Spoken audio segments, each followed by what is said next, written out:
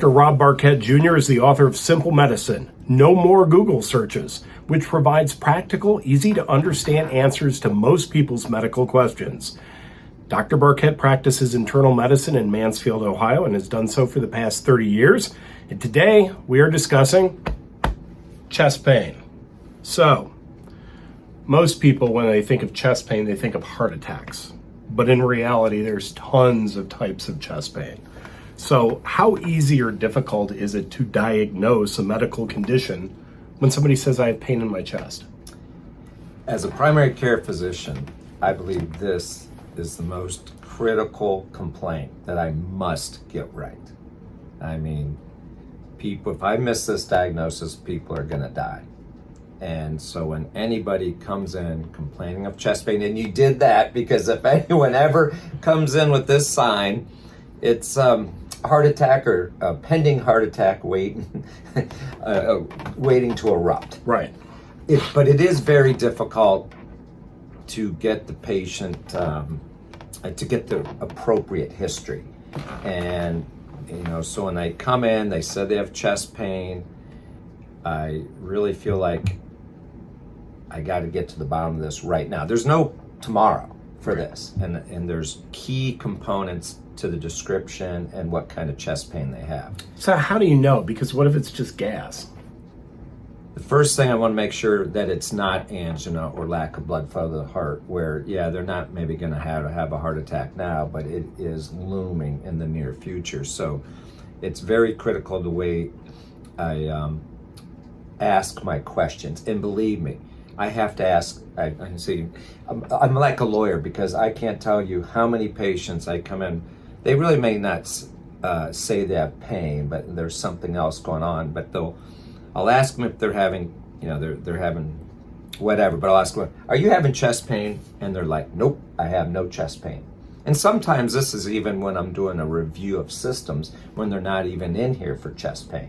Okay. And you having pain? Nope, nope, nope. I'm like, well, do you have pressure? Oh yeah, I got pressure. An elephant's sitting on my chest. So, I have to make sure I direct the questions. Is it pain? And then when I say no, I always go, is it pressure? Is it tightness? Is it heaviness? Is it squeezing? Is it burning? Does it hurt when you take a deep breath? And I like to always know is what precipitates this pain. Is it with exertion? Because any exertional pain that's relieved with rest is really, I believe it's to your heart and narrowing of the arteries, blockage of the arteries, until proven otherwise. So, So we start with the worst case scenario and we work backwards. Yeah, I can't miss Right, this. I can't miss angina or unstable angina, which means you're really in critical danger of having a heart attack. So any exertional pain, I don't care if it's burning, it could be arm pain, it could be neck pain, it could be jaw pain. Could it be back pain? Could be back pain. Beautiful question. The worst diagnosis is if they're coming in and if they say it's a tearing or ripping sensation, the mid-back, well, I call the ambulance immediately because it could be a dissecting aneurysm. Oh. They die within the hours if you don't get them there. That's what. But they come mother. in, yes, they come in and they're in distress. Luckily, that's not happened in my office, but I assume the worst, like you say, and then I have to ask, where's the pain located and where does it radiate? Any radiation of any pain, pressure, tightness, heaviness in the chest that goes to the neck, goes usually to the left arm, goes to your back, is very critical for heart disease. And then any associated symptoms. Are they nauseated when they exert themselves? Are they short of breath? Are they sweaty? But all this can be classic angina. We don't see that all the time. Many times they're having no pressure in the chest, tightness, but they're all of a sudden getting more short of breath, and especially the women. Women present atypically. So maybe you used to walk a mile, now you can only walk half a mile. I had a bicyclist, and he raced in tournaments, and he's like, man, I'm going up that first or second hill. I'm pooped. I'm short of breath. I can't go. Well, he had open heart surgery. What about like if I bend down and when I come back up, I feel dizzy? every time? That's a good question, but that's usually more related to blood pressure, Okay. and too low of blood pressure, and most likely people are on blood pressure medicines or dehydrated. That's called orthostasis. Okay. So you've said angina. I, for some reason, thought it was angina. I don't know what it is. Potato, Angina. patata. Okay, great. Yeah. What is that? Angina is when the heart is a supply and demand. Okay. And when you are doing any activity, the rest of your body needs more blood. Now, Right. the heart rate will increase and the force of contraction.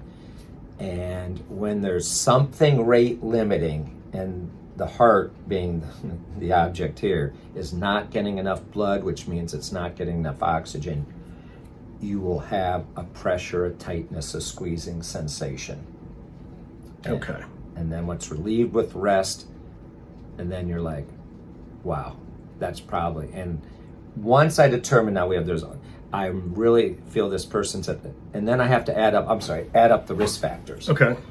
I look at age. Older you get, the more likely you are to have heart disease. I look at family history. You just can't fight your genetics. Right. Well, we talked about that Yes. with diabetes. Yeah, Absolutely. diabetes. Every Right. male in the family, they have a heart attack at 50. Well, Yeah. my ears perk up. Are you overweight? Do you have high blood pressure? Do you have diabetes? And the biggest one, are you a smoker? Right. So you have chest pain. I'm thinking that's heart related. I add up the risk factors, and now I have to make a decision. I get an EKG in the office to make sure nothing is looming.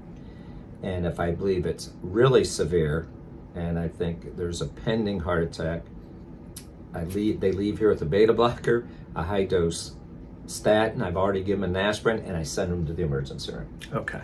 So before I've even come to see you, how do I know as the patient when it's time to see you?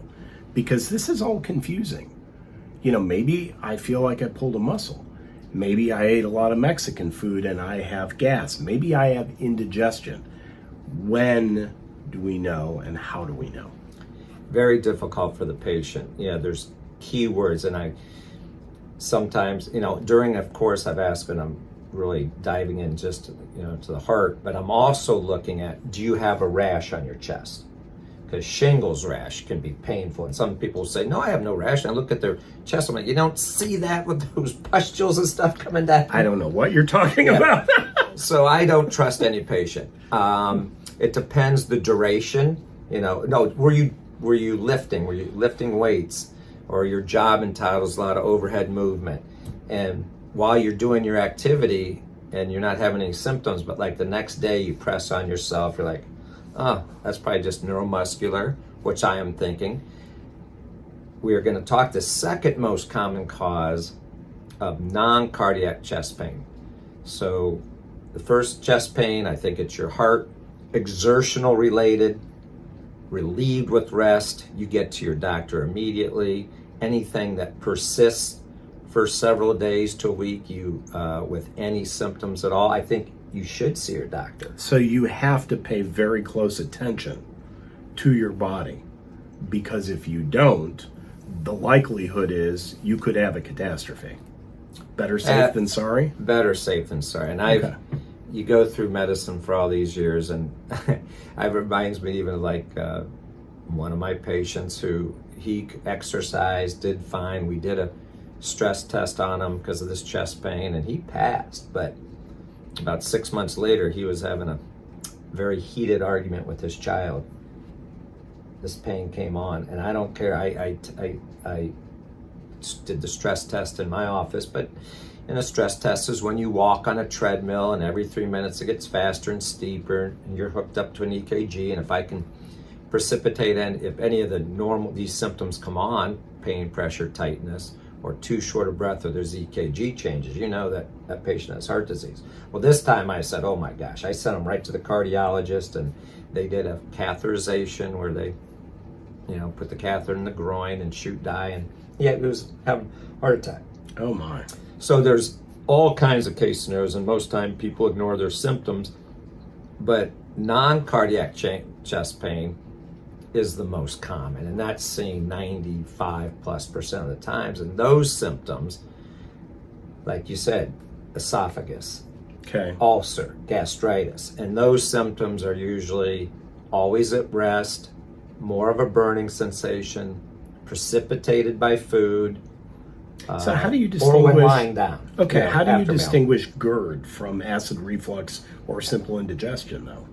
Those are all kind of simultaneous, kind of all in the same. All in the same family? And that's when I'm doing the history, I'm asking also, what precipitates this? Is it is it at rest, which mostly all esophageal, and I kind of loop those together. Heartburn, indigestion, ulcer. Is it made worse by a meal? Is it made worse by spicy meals? Is it worse when you're lying down?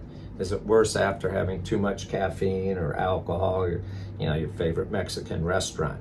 A lot of people have already used Tums or the over-the-counter omeprazoles and say, yeah, it gets better with that. Right. But then there's key things to that.